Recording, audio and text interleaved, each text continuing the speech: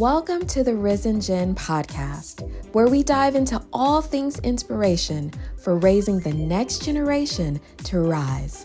Rise through engaged and empowered parenting in these unique times. We're all about raising them to rise in truth and grace and embracing godly ways.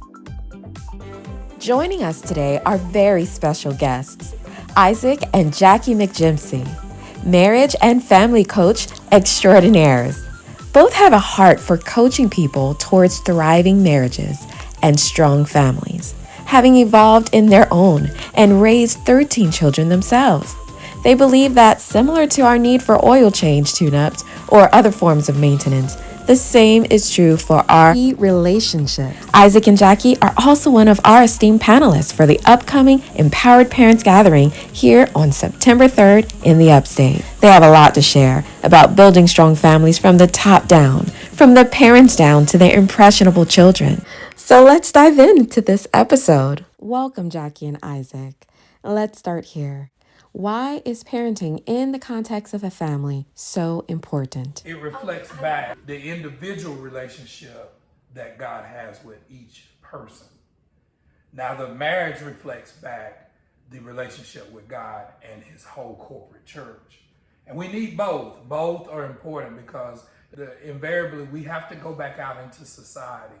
And who are we when we do that? The church teaches us that. But then how do we connect with God? And the way we do that is we see that in parenting. Mm-hmm. It's so foundational. And maybe it doesn't happen for each believer that way. But for me, my relationship with my mother has been foundational for every relationship in life. Mm-hmm. Whether good or bad. I mean, there's some things I learned that wasn't as positive. But knowing God has been the foundation of every other relationship that I've ever had. And because she gave me that as a gift, it's made me the person who I am, and in turn made me intentional about the relationship I have with all my children. And so we go from generation to generation. And so we got to recapture that what we do as parents, that position we hold in the kingdom as being a parent, it comes with a lot of responsibility, but it comes with so many benefits of being able to continue on a legacy of what God started. I mean, he started with man and woman, and then he allowed them the ability to produce. He promised them a child, and because of that, it perpetuated or continued the kingdom. And that's what we're part of. We're part of a continuing kingdom that's owned by a king, and that gives us dominion. And our charge as parents, I think, is so important, is that we show them who the king of the kingdom is.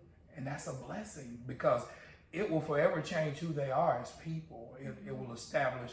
And so as we see with the culture, what's the biggest attack? Identity. Yes.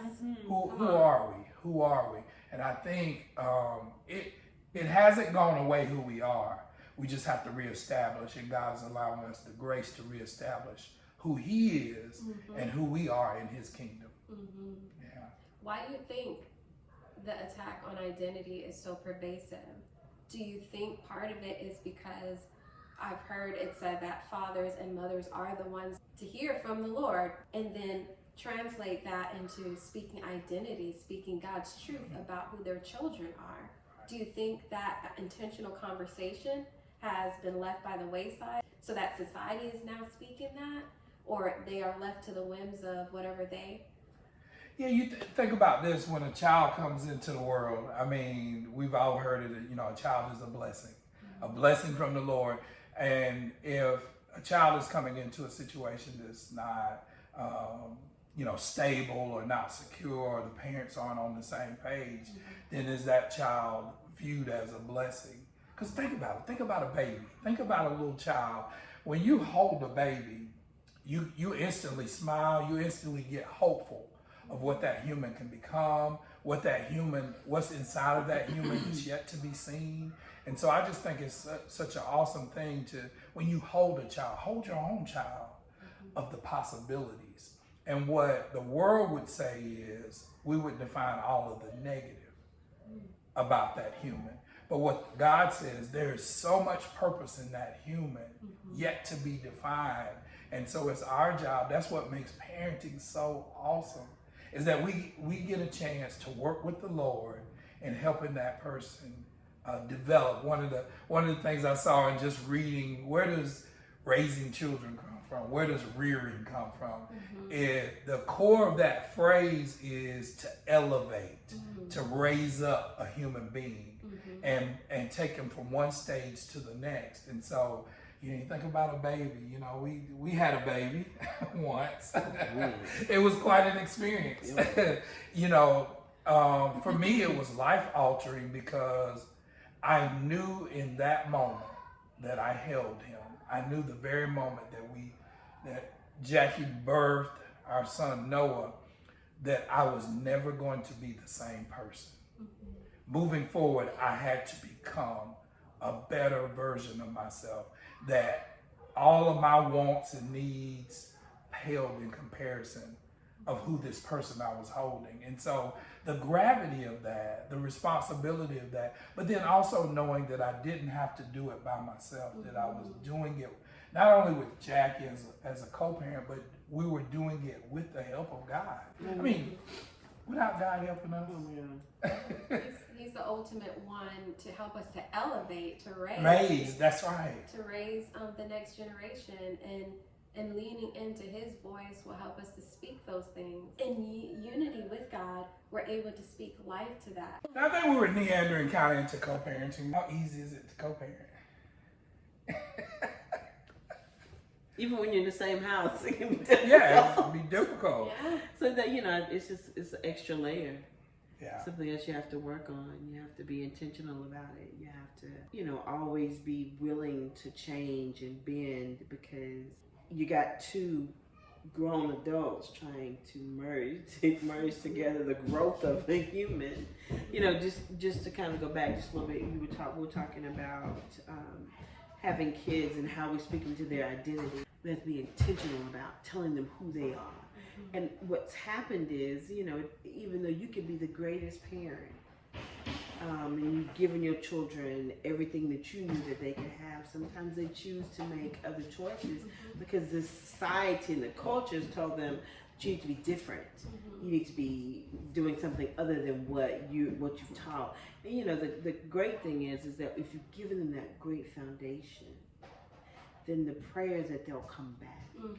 But you have to stand strong in your belief and what you're doing. We've got some daughters our daughters are older, 21, 22 years old, and now we're going back to them, and we're having these conversations and feel good about having the conversations, because I said, this is the thing, we're marriage counselors and coaches. I said, and your friends are coming to us to tell them who they are. Because it's not that their parents didn't tell them, they didn't know they needed to tell them. So that's not the conversation that we have. God made man and woman. He didn't make all the other things that we're coming into contact with now. And explaining that, just getting back to the basics. When we stop to have Bible study time with our children, even if we're working and we're putting all of this stuff into our careers, what are we putting into our kids? Are we expecting other people to put that into our kids? So you got this technology and the cell phone that's telling them everything. I mean, it's a lot of good on there. It's also a lot of bad, and it's convoluted. It's convoluted. It's and so then you've got these young impressionable minds, and what are they taking in? Isaac and I were talking a little while ago about the cell phone. And so we think, why are these kids, why are they always on the phone? Do they know how to do things with phones? Because as parents, the first thing we do when we sit down for 2 minutes, let me check my phone. So if you have your phone in your hand, we're modeling. This is what I'm supposed to do when I have idle time. Yeah, and how do you counteract that? we're constantly reading and constantly going into things. And a great way to counteract that is to create time to spend with your child away from that. Yeah, go to the park. Go to the park. Go outside. Leave the phone. Don't bring your phone. You don't have to time every workout that you do. You know what I mean? Sometimes there needs to be time where you're doing things with your kids that don't have this in your pocket or interruptions. You can spend 30 minutes. It doesn't take forever, but it shows your children how to take a break. Disconnect from the virtual world in order to invest in what's real. Well, and now we're talking about 2 or 3 generations. This third generation we're dealing with was the new generation. A lot of them, they're on the social media. It's like, man, I don't want that. They're going off the grid. They want to eat healthy. They're trying to find out about their bodies. But we don't find out about them because they're not connected to anything that we're connected to. So we can't reach those children. They don't go to church. Most of them, they're not going to church. Their parents didn't go to church because they're too busy trying to give them everything that they think that they need, as we think that they're missing as parents, for them to have the best of everything. And because we're so busy working to give them, we don't know what they're getting. Yeah, it's kind of like, so the more things change, the more they remain. Stay the same. I mean, it's still that tension of, how do I connect with this human being that I've been given responsibility to? And how do I give them values? I mean, I think, when we were coming along, that was a big thing, teaching your child values and then Christian values. And then, that kind of faded off a little bit, and now it's coming back that those values are still timeless. Those, how we treat each other, how we show others respect, how do we get along with others, how do we stand for things. So I think, it's amazing how God allows us to go through these iterations and these phases of things are changing, but we still regress back to that he's the center of it all. He's the author of it. He's the source of it. And the more we disconnect from the source, the more confusing life gets. The more we come back to God and the more we reconnect with him, and we all fade off and come back. And the more we're able to do that, I think, we realize that our life is more fulfilling. I just love, one of my favorite stories is the prodigal son. I was that prodigal son. Me too. And it gives me hope, there are no perfect parents. There are no perfect children. There's no use in trying to raise a perfect child because we're all human. But the moral of it is, the crux of it is that if we do fade off, if we do get to a place where we get away from God, is he still waiting? He's waiting on all of us. And I think as a parent, the one thing that we do want to emulate or replicate with God is that we're always there for our children. That regardless of what decisions you make, regardless of where you go in life, I'm here. I'm never going away from you. Even in my displeasure, even in hey, I'm disappointing in something you've done that's not right. That does not disconnect the relationship. And I think that love that you still have, it's still there. Right, exactly. But if you don't know about that love, if you haven't been taught about that unwavering love, that wholehearted love, that it doesn't matter what you do, I still love you. But there's always a redemptive road. But if you haven't been taught about this redemptive road, how do you get on it? So how do we communicate that to our kids? I know in intentional conversations with that, I have some really hard conversations with one of my sons, well, both of them, all my kids. And this needs to change. And mommy's tone is not happy-go-lucky. It is, we need to address this. I remember having a conversation afterwards. Mommy was pretty hard on you today because of what needed to change. Does mommy love you? And he said, yes. Part of love is expecting you to grow in this area because you're going to get hurt. Or this is actually leading down a path that is not good for you. I'm here to shepherd you and lead you the way. And this is not going in the right way. And this is a wake-up call, but this is also a call of love. So sometimes they don't realize that. And to be honest with you, sometimes as parents, we need to grow in our expression of that, grow in our receiving of that, because some of us have not received it, and we're still trying to work out some of that dysfunction. I know that personally. That's the work that we're called to do as parents. That's the work we're called to do as adults. That's the work we're called to do as being over, or giving the opportunity to be a parent. Because it's difficult. And does it get easy? No. And is it always going to be something? Yes, it's always going to be something. But it's always another opportunity for you to gain respect and relationship with your children, with your mate, whoever you're dealing with. Because how do we teach them that it's that having a home is a luxury? Well, because they watch TV and they see that their kids that don't have it, but then they have all of this in so much abundance. It's not that you take it away from them, is that we begin to show gratitude.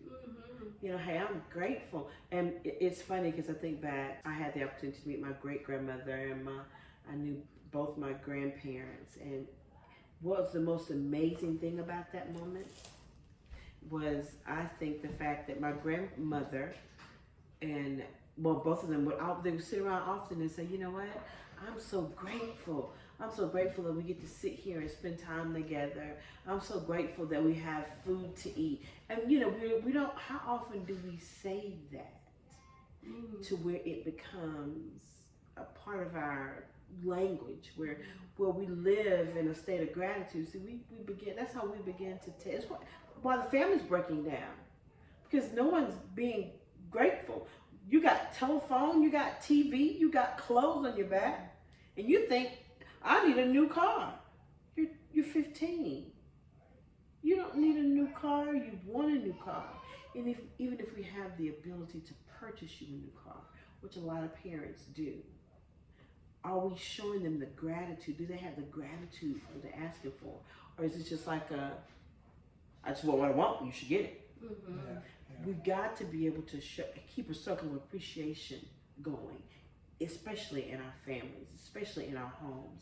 If you have all these great things, make for sure that you as a parent, my grandmother would always say, I just thank God we got some dough to make some biscuits. Mm-hmm. And so them was the best biscuits ever, because God done blessed the biscuit. Even though dough might not have costed, it didn't cost $10,000 to get some dough to make some biscuits, but it was the most pleasurable thing that we did together. Mm-hmm. So, we have to be making for sure and taking a conscious effort as parents, as adults, that we're in this circle of appreciation, that we're grateful. Mm-hmm. I'm grateful that we get to spend time together. And as we begin to share that with our children, we teach them how to do the same thing. It's amazing. Our children, they're humans. They're not our little projects, they're not these experiments where we're trying to form this perfect little person. And over the years we've had to learn that each child is their own individual. God made them uniquely, and they have freedom. They can choose, and often they may choose the things we choose, and sometimes they don't. Sometimes they don't, and that's the spice of life. I mean, that they have the freedom to do that. And so for us, I think I love what Jackie was saying about appreciation. Our biggest thing for the holidays now is to number one, be together, and number one, take a trip. And so, my request has always been, if y'all can give us 2 holidays during the year where we're together, the entire family, I'm so appreciative of that, because as they grow, as they get older, they've developed their own lives, and they're trying to achieve their own goals. And so the fact that they would take time to come back and spend time, with their family and be together is, I think that started years ago, because we take for granted that they're going to always be small. Mm-hmm. We take for granted that they're always going to be, in 3rd grade, and we're going to always be the best thing popping for them. Yeah, and invariably they do grow up, and they develop their own families. And so I think particularly when they're small, if we have that culture of appreciation and being together and how important it is to be together, then they'll want to bring their children to us. And so, you know, I don't know if we stumbled onto that idea or we were intentional, but I think just being appreciative of being together has been so important for our family. And I think we see that missing in the society or in cultures, that we're together, but are we interacting together? We're in the same room, but are we talking? You know, we're in the same house, but are we communicating? And so just being around each other is not enough. We have to be intentional about the time we spend together. And you mentioned it earlier about having those intentional conversations. You know, who is God? You know, how do we reach him? How do we get to him without saying it in a way, you know, in today's time, you know, they're saying, you know, it's the universe. Yes. And it's, you know, it's our source, our higher power. But just being energy. And some of it, we try to connect those dots because, you know, each generation has its way of saying, the lingo, but just saying, hey, who is God? Who is Jesus? Who is our Father? Who's the Creator? And ensuring that we're saying the right verbiage and being intentional and not shying away from it, you know, and not saying, hey, this is how you have to believe, but this is what we believe. This is how we've come to this point in time, is because somebody passed down to us who God was. And we're trying to give you that, and I promise you, trust. You're going to need to know who he is. Trust and believe. You know, I think that's made a difference in our relationship with our children. Definitely. And that relationship that was passed down to you, it's not just something passed down, it is something that you now own as God is who, this is my faith, this is who I believe in, this is who I've experienced as what he says he is, who he says he is in the Word. I think even having those intentional conversations about those testimonies, those songs of remembrance, how the Lord has revealed himself as the shepherd, as the healer, as the provider, as who he says he is. You hear that, but the crazy thing I think is that you hear that so much. Watching a awards thing on TV, and one of the little rapper kids got up, and the words that was coming out of his mouth, when he got to the word, God done bless me. Okay, and that's possible. I think what you have to stop and think about is God is not a reward center. It's not a gumball machine. It's not a gumball machine. No. He's not McDonald's. We can't just roll up and think, oh, I want a car to reward it. All God is sovereign. And so he is Lord over all of us, the good and the bad. So he's going to be with us. And the thing about what we have to teach our children, what we strive to teach our children, is about faith. Because we want you to be sure that you have the faith to take the steps so that God can bless what you're doing. And so I think it's always an interesting dichotomy to have when people say, you know, well, I got this reward, so God is good, but I don't serve God on a daily basis. And how is that going to look? What is that going to look like in the future? And how are we going to maneuver this to where God is going to get the glory all the time for all the things that we've done? Yeah, I'm reminded of like one of the testimonies. When Andy had cancer, he still had to go through surgery. Oh, yeah. Sometimes we still have to go through difficult things. I've gone through stuff. You guys know that full well. And where is God in the mix of that battle? You don't just show the kids, oh, there's this great thing. But even in the valleys, God can be there. Where is he? Where is God in this room? You know, God was at the bottom of the valley with you because he was speaking to you. How to preserve yourself, to come up out of this hole that you're in. Because there's always that still small voice, and when we accept him into our life, and when we accept him in our hearts, it gives him leeway into our minds so that he can begin to continue to speak and encourage us even when we're down. Even when we're down. Even when we're down. My dad this week turns 75. 75. And of course, with any parent-child relationship, there's ups and downs, and we've had them. And I'm thankful because I've been able to see him transform in his own life. And it's given me a blueprint also. I mean, we learn a lot from our parents, whether we know it or not. We learn how to handle adversity. We learn how to go through the trials of life. And so, it's a never-ending process of learning.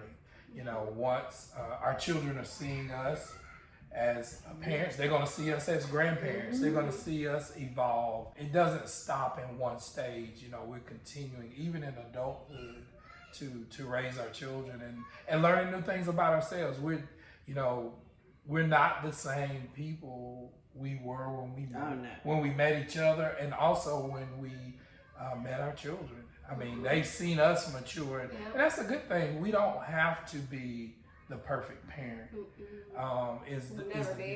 We'll never be, and I think that's good for our children to see, because they would get a concept that they have to be perfect. And the reality is they're not going to be perfect as parents, but the fact that they have people to come to, the fact that they know that they can go to the Lord is the thing. Hey, what do I do in this crisis? I know for us, when one of our children got diagnosed as being autistic, what do you do with that? Nobody's ever experienced it. My parents didn't experience that. And so what do you do with it? But I did know something my mother always told me, said, try the Lord, try him. That word has been true. She said she tried him for herself. And so when we felt like we were hopeless, we tried him. And that was true for her. It's true for us. It's the message going forward to our children. You may hit a situation where we don't have the answer. That's good. But if you try him, he will come through every time for you. And so I think learning that, and it's like I said before, it's passed down from generation to generation. And we pray. This is the prayer that every parent hopes, is that their children try him and get it, and that they pass it on to their children. That's the blessing, is that our children, just like your beloved and ours, is that we're praying and hoping that they get it, and they will, and that they pass it down to their children, and it continues on. And God said, hey, he will go from generation to generation, and so that for us is, we're part of that connection, is that it didn't start with us, and it doesn't end with us. That's humbling when you really think about it. Parenting didn't start with. But the hope is that it doesn't end with us. That's where the attack is. If you really think about where the enemy, where Satan is coming, he's trying to end that line. And every time a child is born, it proves that God is right. It's a physical evidence. He said, hey, I'm going to crush you, enemy. That's what he told Adam and Eve. And I'm going to use the woman, and she's going to produce a child. And when we really think about it, he's not just looking for one child. He's trying to destroy every child. And how do you do that? You get this generation thinking parenting's not important. You get this generation thinking you don't need to have children. You don't need to continue what God started. That's how you end the kingdom. But God said, no, it's something inside my people that they're going to continue what I started. It started with a child, and it ends with a child. And so the blessing is we're part of that continuum of the kingdom. That it's bigger than us, and it cannot be stopped. What we do has been backed by God, it's been empowered by God, and it will be fulfilled by God. So we don't have to do it alone. We don't have to parent alone. Well, that's a great stopping point for this episode. Thank you, Isaac and Jackie, for joining us in this episode. Please tune in for part 2. Also, we thank you for listening in, and let's gather together at the Empowered Parents Gathering, September 3rd, this coming Sunday, to hear from the panelists, to hear from my story, to be empowered and engaged with the next generation, so we together can raise them to rise.